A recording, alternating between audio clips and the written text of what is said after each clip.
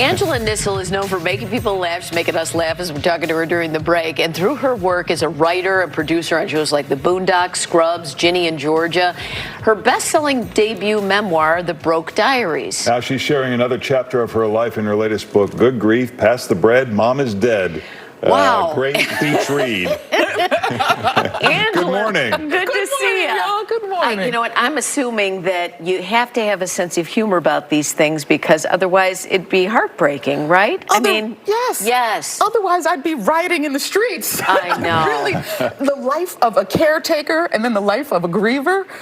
Oh my, I literally was looking around like, why aren't we marching for this? So tell us what motivated you to write this book.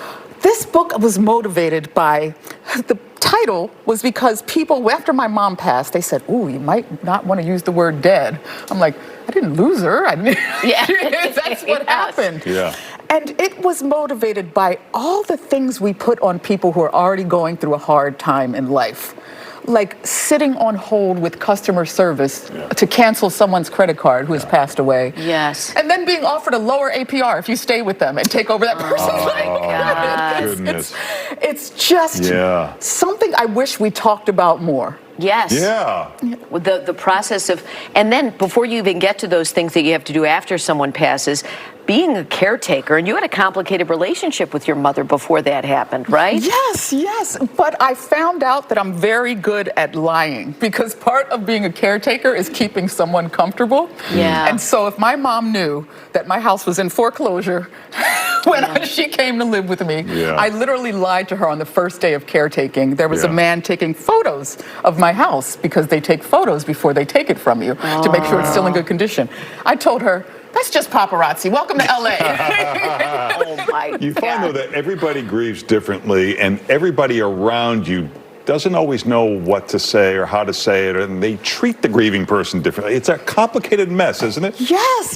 Just say, that sucks. That is horrible. Yes. Yeah, don't say she's in a better place. My house was pretty nice, where she's at. So just say, that's horrible. And listen to the person talk. A lot of times we want to talk about the person who has passed away, but we're afraid of making other people uncomfortable, so we don't. Yeah, that sucks. Yeah. And how did you made this decision to be your mom's caretaker? Because you had been estranged for a time, correct? Yes. So how did that happen? I finally wanted to prove to her, well, one, she married a crazy man. Yeah. That's in the book. Okay. But I wanted to prove to her that I had made it and that I was a grown adult. And I think at 35, she still looked at me like her little daughter. And I had something to prove, even though I had no idea what I was doing, but I kept that from her. And how was the relationship when you were caring for her? It is, I literally had to show my mom my own butt to get me to let me change her and take care of her. Because the biggest thing I found in caretaking was not the physical part. It's getting someone to accept that they need help and that you're the one to give it to them. And that mental challenge was a struggle. Yeah. But a lot of people in your situation might have said, I don't care about her enough for her to care why did you care? Why did you care what she thought, considering the nature of the relationship? I think because in every girl's heart, they want their mom's love and approval, especially if you feel like you haven't earned it your whole life. I knew this was my last chance to get it. And I think I got it, even though I got a lot of side eyes along the way. I think I finally said, Mom, you did a good job, because I think part of the estrangement was her feeling like she didn't do a good enough job. Wow. So for me, this was all worth it. And you forget there's been studies now that Gen X is this generation that's still caring for our kind of adult kids and caring for our aging parents and sandwiched in between. It's not easy. Gen X, we were raised feral. We are just that and everyone forgets about us. Yes. And the generation before us didn't talk about any of these hard things. So we're going in blind. So generations after us learn from our mistakes. Right. What makes you say she did a good job? Is there a chance that you succeeded not because of her, but in spite of her?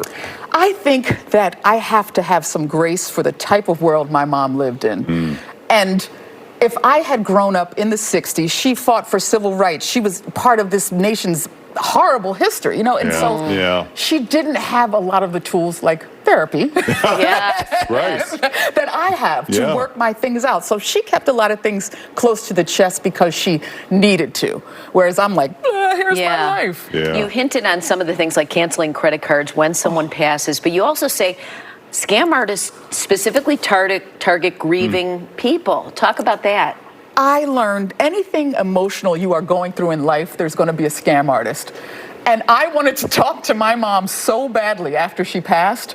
And someone was like, I know a good psychic. Oh, brother. I daggone near had to take out a loan to talk to this psychic. Oh, no. And she reached the wrong person. Literally, I was like, that's not my mom.